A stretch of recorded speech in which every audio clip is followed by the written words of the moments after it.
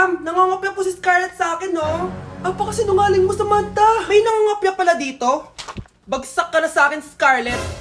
Apakasama talaga ng ugali mo, Samantha. Nay! O anak, anyari sa'yo? Binagsak ako ng teacher ko. Naniwala kasi siya kay Samantha na nangopya daw ako. Totoo ba yun, Scarlett? Hindi, Nay. Siya talaga yung nangopya sa akin. Walang iya yan ah! Humanda siya sa akin! Tara, anak!